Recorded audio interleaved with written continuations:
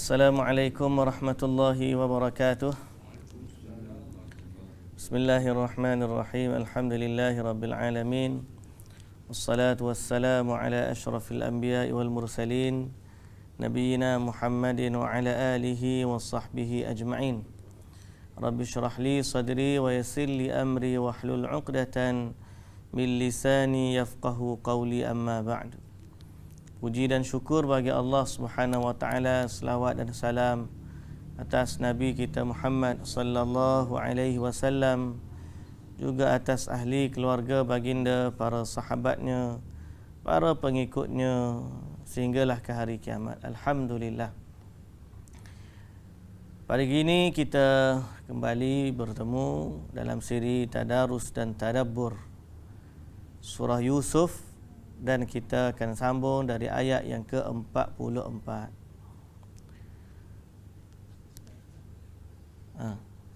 Ada?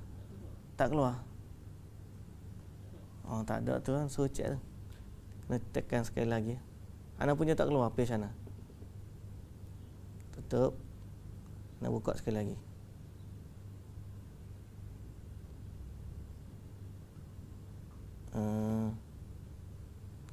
Kau tukar page. Tu tukar page ni. Pasal kita page baru ni kan. Betul lah. Tak tukar setting. Oh, itu salah. Sebaik. Oh, itu salah kata apa ni? Agama itu nasihat lagi ni.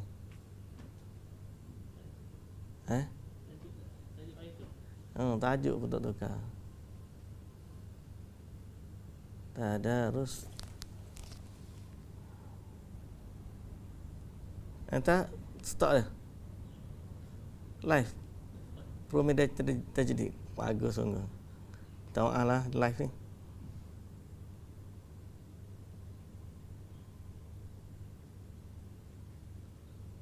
Okey.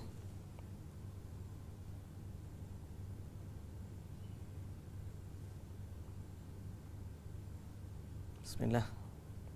Cek page sana.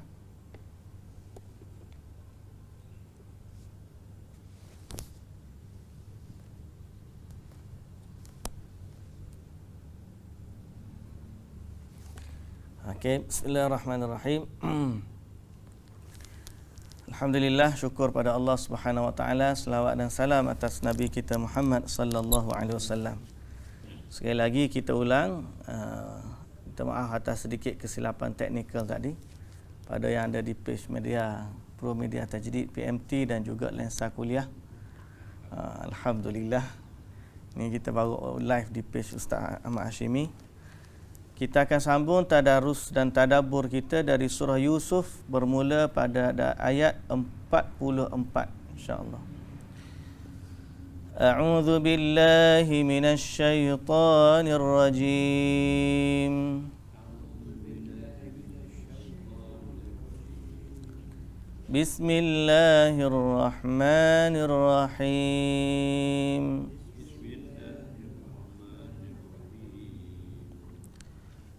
Qalu adghathu ahlam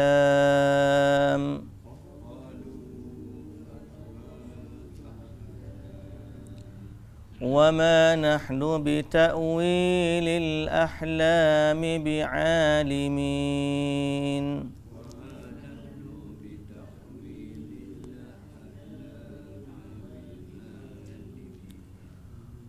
وقال الذي نجا منهما وادكر بعد أمة أنا أنبئكم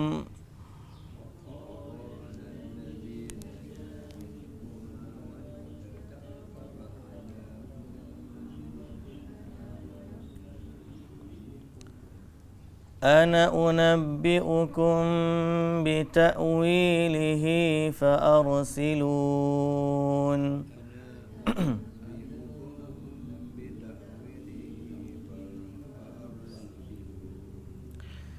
يوسف أيها الصديق أفتنا في 7 بقرات سمان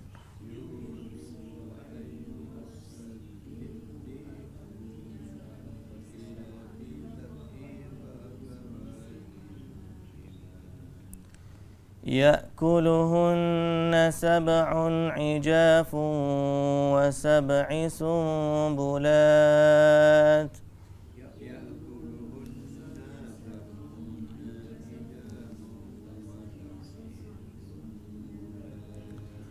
و7 سنبلات خضر وأخر يابسات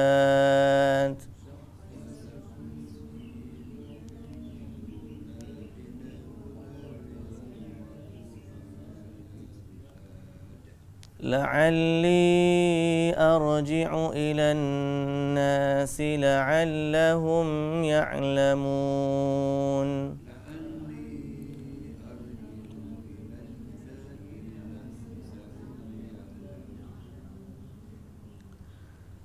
قال تزرعون 7 سنين دأبا فما حصدتم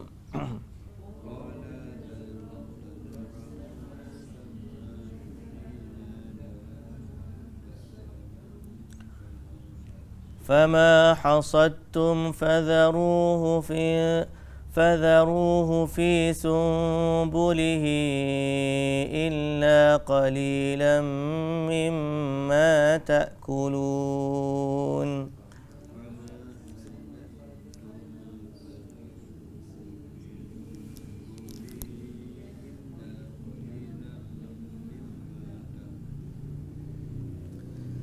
ثم يأتي من بعد ذلك 7 شداد يأكلن ما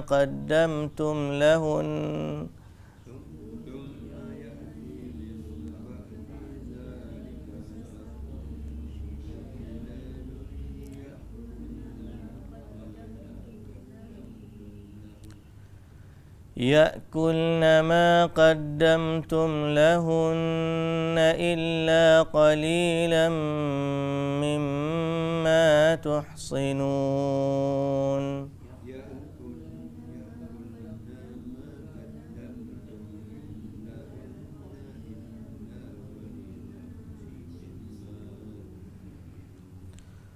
ثم يأتي من بعد ذلك عام فيه يغاث الناس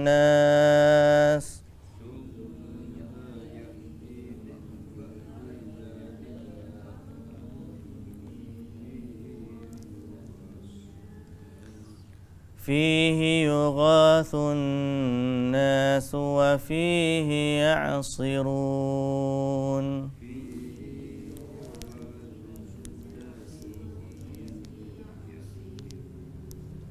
Baik, bismillahirrahmanirrahim. Alhamdulillahirabbil alamin wassalatu wassalamu ala asyrafil anbiya'i wal mursalin nabiyyina Muhammadin wa ala alihi wa sahbihi ajma'in. Puji dan syukur bagi Allah Subhanahu wa taala, Tuhan sekalian alam. Selawat serta salam atas Nabi junjungan kita Nabi Muhammad sallallahu alaihi wasallam, juga atas ahli keluarga baginda, para sahabatnya dan para pengikutnya sehinggalah ke hari kiamat. Alhamdulillah. Maka pada pagi ini kita sambung tadabbur kita pada surah Yusuf, surah yang ke-12, ayat yang ke-44. Iaitu kisah di mana pada ayat sebelum ini Allah Subhanahu wa taala menceritakan bagaimana raja bermimpi. Setelah daripada Nabi Yusuf alaihi salam bagi tahu kepada rakan sepenjara dia takwil mimpi, maka rakan sepenjara dia akhirnya keluar. Bila keluar, duduklah dekat dengan raja. Jadi tukang bagi Arab, maknanya orang yang dekat lah duduk dengan raja. Takdir Allah Subhanahu Wa Taala, raja pula mimpi. Raja pula mimpi. Mimpi raja pada kita tengok ayat sebelum daripada ni. Apa kata Allah Subhanahu Wa Taala? Pada satu hari Raja Mesir berkata, sesungguhnya aku bermimpi. Ayat sebelumnya 43. Aku mimpi tengok apa? 7 ekor lembu gemuk dimakan oleh 7 ekor lembu kurus. Dan aku juga mimpi tengok 7 tangkai biji-bijian yang hijau dan 7 tangkai lagi yang kering. Lalu dia pun tanyalah para pembesar yang ada dekat dengan dia. Wahai ketua-ketua kaum yang hadir, terangkanlah kepadaku tentang mimpiku ini, kalau kamu pandai menafsirkan mimpi. Lalu datanglah ayat hari ini. Mereka pun jawab apa?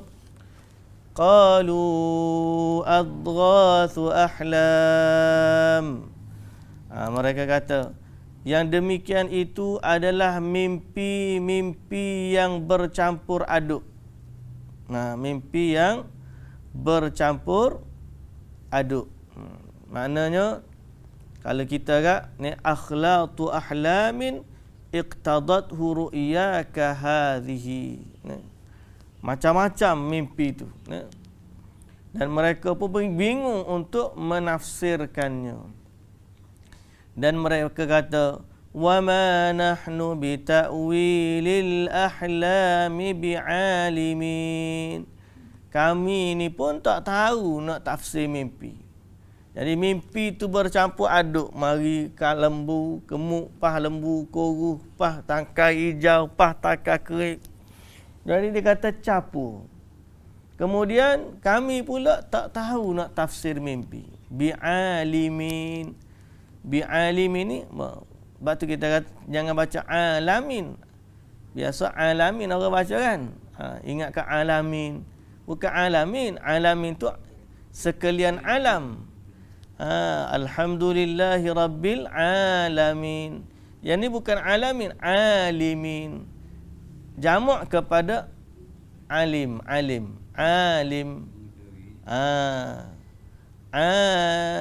Alimin. Kami ni tak tahu tafsir mimpi. Okey. Dalam banyak-banyak orang tu, okey, maka berkatalah, wa qala alladhina ja minhuma. Pada saat itu berkatalah orang yang terselamat di antara dua orang yang berdua itu. Di antara yang berdua itu, dia pun waddakara ba'da ummatin, dan dia baru teringat setelah berlalunya suatu masa yang lanjut akan Nabi Yusuf. Setan ni dia lupakan orang ni lama. Kita sebut baru ni berapa? 7 tahun Nabi Yusuf duduk dalam penjara. 7 tahun. 7 tahun ISA dah mana? Tidak dibicarakan. Kata dia salah, terus masuk penjara. Tak bicara. Tak ada ruang untuk dia membuktikan kebenaran dia. Jadi yang kawan ni pula keluar daripada penjara, tak ingat pada Nabi Yusuf. Sehinggalah raja ni mimpi. Bila raja tanya apa tafsir mimpi, semua orang tak boleh nak jawab. Dia ni teringat kepada Nabi Yusuf. Baru teringat. Lamanya. Dia kata, aku tengok macam mana orang boleh lupa pada saat getir. Pelik ni. Melainkan Allah Ta'ala sebut, fa'ansahu syaitan. Syaitan menjadikan dia lupa. Syaitan menjadikan dia lupa. Padahal biasanya payah nak lupa benda saat genting ni. Orang duduk dalam penjara, 2 orang, 3 orang dalam penjara, seorang mati, 2 selamat. Bukan seorang mati, 2 selamat. Seorang mati, dia keluar, seorang lagi tinggal dalam penjara. Mesti ingat kalau kita tak. Kalau kita lah. Tapi tak tahu muka tak ajar masuk jara ni. Nah, kalau kita kan mesti ingat dah benda tu. Kalau duduk pergi camping 3 orang duduk dalam kamp, kita ingat. Inilah jara apa dah lagi. Tapi Allah Taala kata fa ansahu syaitanu dzikra rabbih falabitha fis sijni bid'a sinin. Syaitan menjadikan Nabi Yusuf tu lupa, lalu duduk dalam penjara beberapa tahun. Setelah tu orang ni teringat balik, wadhakara ba'da ummatin. Dia baru teringat pesanan Nabi Yusuf sesudah berlalu satu masa yang lanjut. Satu masa yang lanjut, satu masa yang lama. Okey.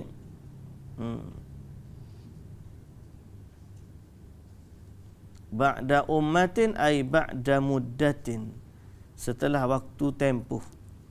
Lalu dia berkata, ana unabbiukum bita'wilihi fa'arsilun. Dia kata, aku boleh bagi tahu apa tafsir mimpi. Tapi dia tak kata aku tahu. Ana unabbiukum. Aku boleh ceritakan kepada kamu tafsirannya. Cuma fa'arsilun, hantarkan aku pergi kepadanya. Pergi kepada siapa? Pergi kepada Nabi Yusuf. Kalau aku nak bagi tahu, aku tahu. Ada orang pandai tafsir mimpi, cuma biar hantar aku pergi jumpa dia. Dia pun pergi jumpa. Dia pun pergilah jumpa dengan Nabi Yusuf dalam penjara. Siapa pergi jumpa? Dia berkata, Yusuf ayyuhas siddiq. Wahai Yusuf. Wahai orang yang benar. Yusuf ayyuhas siddiq. Yusuf yang benar. Dia panggil pula Siddiq. Pasal apa dia panggil Siddiq? Yang benar. Pasal apa dia panggil yang benar? Sebab telah terbukti sebelum ni Nabi Yusuf dah takbir mimpi dia dan dia keluar penjara. Jadi dia panggil Nabi Yusuf yang benar, ayyuhas siddiq. Yang benar perkataannya. Yusuf ayyuhas siddiq. Aftina fi sab'i baqarat. Cuba tafsirkan mimpi kami. Sab'i baqaratin siman, 7 ekor lembu gemuk. Sab'i baqaratin, 7 ekor lembu. Simanin, siman gemuk. Orang Arab kalau samin ni gemuk. Rajulun saminun, orang lelaki yang gemuk, berisi. Ni simanin, jamak kepada baqarat, sifat dia. Baqaratin simanin, 7 ekor lembu gemuk. Ya'kuluhunna sab'un ijaf, dimakan oleh 7 ekor lembu kurus. 7 ekor lembu gemuk dimakan oleh 7 ekor lembu kurus. Macam mana dia makan tu wallahu taala alam. Mimpi dia lagu mana? Dalam mimpi ni macam-macam. Kan? Boleh berlaku macam-macam. Wa sab'i sumbulatin khudrin, dan 7 tangkai biji-bijian yang hijau. Sumbulatin khudrin wa ukhra yabisat, dan 7 tangkai kering. Lalu dia kata apa? La'alli arji'u ilan nas, supaya aku kembali kepada orang-orang yang mengutuskanku, dan semoga mereka dapat mengetahui tafsirnya. Nak bagi tahu raja lah ni. Okey. Kemudian Nabi Yusuf pun berkata, ni takbir mimpi Nabi Yusuf. Nabi Yusuf kata, qala tazra'una sab'a sinina da'aban. Tafsirnya, kamu kena tanam bersungguh-sungguh selama 7 tahun. Da'aban, berturut-turut. 7 tahun berturut-turut tanam sungguh-sungguh. Cucuk tanam sungguh-sungguh. Bertani. Fama hasadtum. Kemudian apa yang kamu tuai? Apa yang kamu tuai? Fadharuhu fi sumbulihi, maka biarkanlah dia pada tangkai-tangkainya. Kalau tanam gandum, potong sekali dengan tangkai tu, simpan macam tu. Ni antara i'jaz. Maknanya apa? Antara kehebatan Al-Quran dari sudut sains. Kan? Dia boleh bagi tahu kalau nak simpan makanan lama, jangan buang tangkai dia. Kalau nak simpan makanan lama, jangan buang tangkai. Jadi kalau buah mangga tu, potong kat tangkai dia. Betul tak? Kalau potong dekat bawah tu, hilang tangkai, cepatlah sekarang. Baik, fama hasadtum fadharuhu fi sumbulih. Apa yang kamu tuai, simpan dengan tangkai-tangkainya. Hanya kalau padi tu, ikat dengan jerami dia lah, simpan macam tu. Gandum pun ikat dengan jerami dia, simpan macam tu. Fadharuhu fi sumbuli illa qalilan mimma ta'kulun. Kecuali sedikit daripada hasil itu yang kamu guna untuk makan. Jadi simpan banyak, tinggal sikit je. Makan sikit je, simpan banyak. Illa qalilan, makna yang makan tu sikit. Yang simpan tu banyak. Thumma ya'ti min ba'di dhalika sab'un shidad. Kemudian akan datang setelah itu 7 tahun kemarau yang panjang. 7 tahun kemarau yang panjang. Sab'un shidadun ya'kulna ma qaddamtum lahunna. Yang mana kemarau itu akan menghabiskan makanan yang kamu sediakan untuknya sebelum itu. Jadi kamu simpan 7 tahun nak simpan. Lama nak simpan gandum 7 tahun ni. 7 tahun boleh simpan makanan. Expired date dia 7 tahun. Teknologi dia simpan dengan tangkai. Itu je. Kita jangan kira dengan vacuum pack, top pack macam-macam lah. Teknologi makanan. Nabi Yusuf bagi tahu mudah je. Simpan dengan tangkai dia. 7 tahun boleh tahan. Tapi mangga tak boleh lah macam tu kan. Buah durian pun tak boleh buat lagu tu. Ni gandum lah. Baik. Kalau berah. Berah boleh ke? Boleh. Berah dia lama kan? Tahan lama. Tapi dengan syarat dekat tangkai dia lah. Kalau tak buang tangkai apa jadi? Kalau buang tangkai apa jadi? Simpan dalam keadaan dah polish. Dah tu. Naik apa bubuk tak? Kalau tak tu tak naik. Kalau tak simpan tu. Kalau padi simpan tak bubuk. Kalau padi simpan tak kena makan bubuk. Dia hanya kita takut tikus makan. Rumah padi tu. Rumah padi tu. 60-an kita dengar cerita dia. Yang nak simpan nak ikat dengan jerami tu. Untuk buat benih je ustaz. Simpan. Kita padi tahun ni baik. Okey. Yang baik. Bagus benih baik. Simpan tu dalam berapa ikat untuk buat benih akan datang. Padi yang dah dilerai tu simpan dalam kui, ni namakan kui tong. Tong padi. Simpan. Untuk makanlah. Tidak memang kalau kayu-kayu nipis, kayu-kayu yang tak papan yang tak Tak. kulit tikus gigit. Dah ada itu ganti keliling. Okey. Itu mu besar bilik boleh musliman. Oh, kui tu, kui. Dia panggil kui ni. Tong kui itu. Tong kui tu. Tu cerita pengalaman. Itu Man. cerita yang padi yang 6 bulan. Padi 6 bulan. 6 bulan tu yang tahun 2 kali dia. Tu dah ada 3 bulan, 4 bulan dah tu tak simpan lagi. Tak simpan dah lah. Yalah orang zaman dulu ke tu 6 bulan. Kalau hak dulu sebelum tu setahun sekali boleh jadi. Makna kalau padi tu yang nak buat benih, kita simpan dengan tangkai dia sebab dia boleh tahan lagi lama. Kalau padi yang dah lerai tu, kita simpan dalam kuih dia. Tapi padi lah. Bubuk tak ada.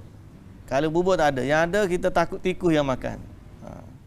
Makna inilah ijaz ilmi. Maknanya dalam Quran Allah Ta'ala kata nak simpan ganda lama ni tuk pada tangkai dia.